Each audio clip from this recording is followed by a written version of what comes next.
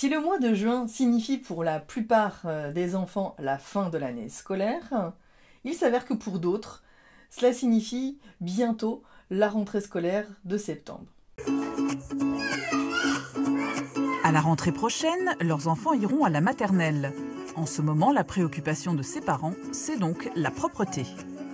En effet, les plus jeunes, donc âgés à partir de 2 ans, 2 ans et demi, peuvent intégrer l'école. Il y a donc un préalable pour cette rentrée.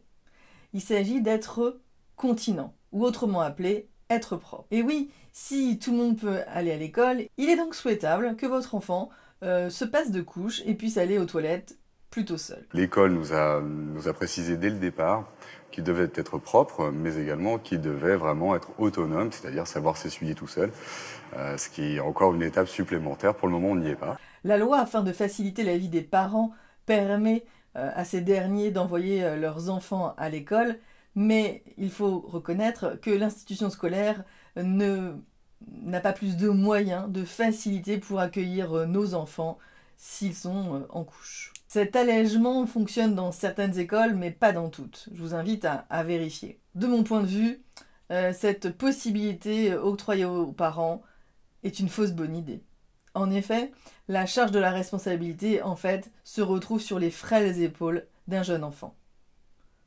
C'est en effet lui qui se doit d'être propre et de devenir grand rapidement, et en tout cas pour une date précise, septembre ou au plus tard octobre 2023. Les phrases suivantes vont donc être prononcées.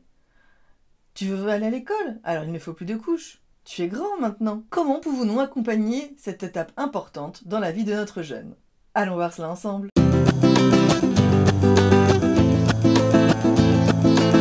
La continence peut être acquise vers l'âge de 18 mois, mais en général, c'est plutôt autour de 2 ans et demi. Il y a la continence diurne, de jour, et la continence nocturne, de nuit. Si l'enfant a pu mener cette étape à bien en toute autonomie et sans pression, sachez que, contrairement à une idée reçue, les continences peuvent être acquises en même temps, diurne et nocturne. Nous évoquons ici un âge moyen, mais ce qui est important en réalité, c'est l'âge réel de l'enfant et de là où il en est dans son développement. C'est-à-dire où en sont ses maturations musculaires, mentales et physiques. Je vais donc vous fournir quelques indices pour découvrir où en est la maturation, les maturations de votre enfant. Pour la première, c'est ce qu'on appelle la maturation musculaire. Eh bien, vous pouvez déjà savoir, regarder, si votre enfant sait monter les marches d'un escalier en alternant le pied gauche et le pied droit.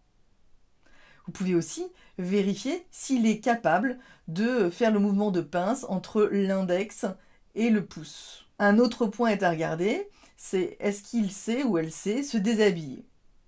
Le fait-elle, le fait-il de façon quotidienne et y arrive-t-il?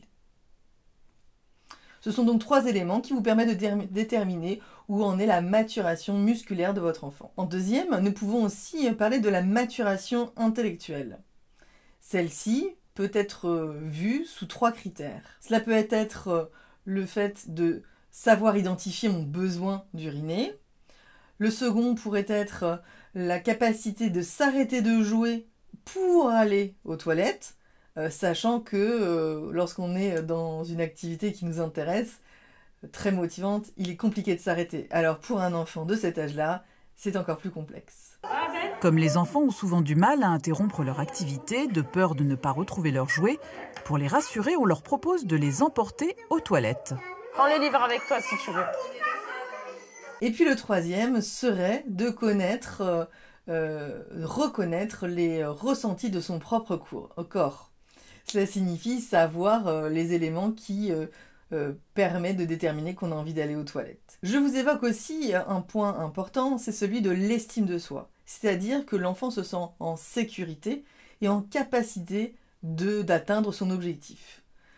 Pour cela, vous pouvez bien entendu l'aider, l'encourager en faisant des descriptions précises et concrètes de ce qu'il fait dans son quotidien. Par exemple, aujourd'hui tu m'as demandé 2 fois d'aller aux toilettes. Eh bien, tu as réussi à savoir quand est-ce que tu en avais besoin. Tu commences à comprendre ce qui se passe dans ton corps. Tout élément de valorisation est à effectuer pour que l'enfant se sente encouragé et prêt à acquérir cette nouvelle compétence. Une fois que vous avez déterminé où en était votre enfant, vous pouvez donc le soutenir en jouant avec lui. Mais pour ce faire, vous allez privilégier certaines activités.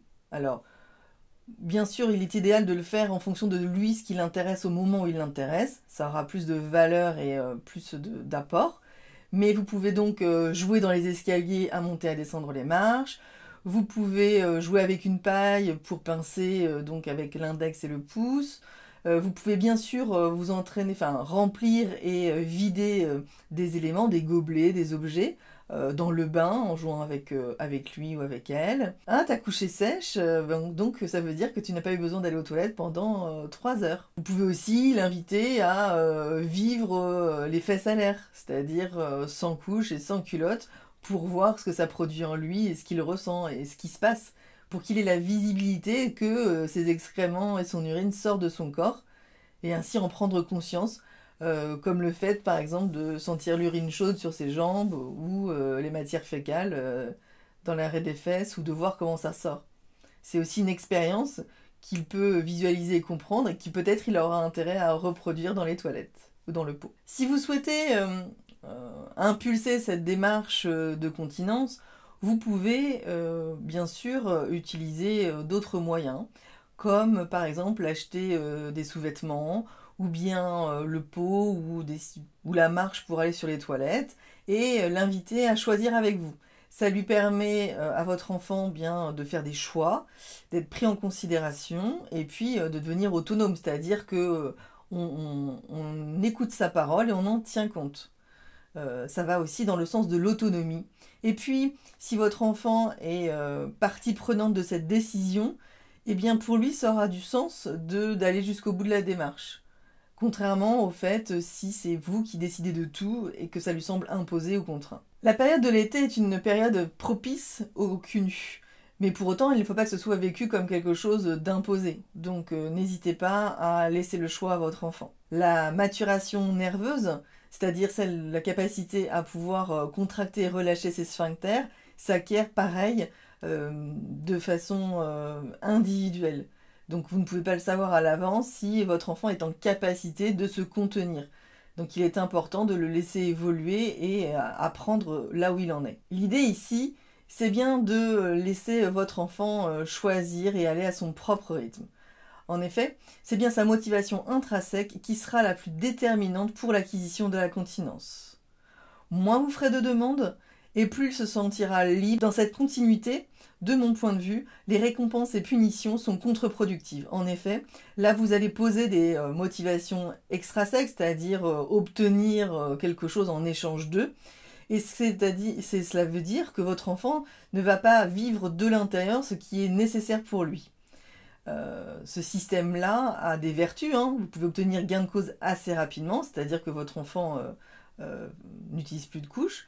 Mais malheureusement, vous pouvez aussi créer des effets néfastes, c'est-à-dire peut-être des régressions plus importantes ou une acquisition de la continence nocturne beaucoup plus tardive. La continence est un apprentissage, et comme tout apprentissage, il y a des périodes de régression, c'est-à-dire qu'on progresse, et puis à un moment, il y a un stop, voire un recul. Garder des couches peut être tout à fait intéressant, parce que malheureusement, lorsqu'il va y avoir 3 ou 4 pipis dans la culotte dans la journée, vous pouvez vous sentir fatigué, et parce que vous allez avoir l'enfant à nettoyer, les vêtements à nettoyer, et ainsi que tout ce qui était autour de l'enfant.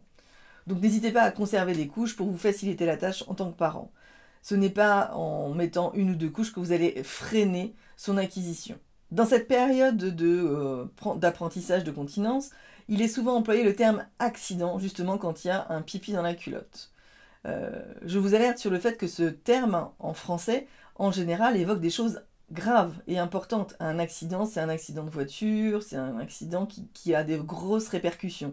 Là, il ne s'agit, même si ça peut être compliqué à vivre, que d'un pipi dans une culotte. Donc franchement, au niveau de l'impact, il est quand même très faible à l'échelle d'une vie. Je vous invite donc à éviter le terme accident et faire que des descriptions précises de ce qui s'est passé. Caillou fait des gâteaux.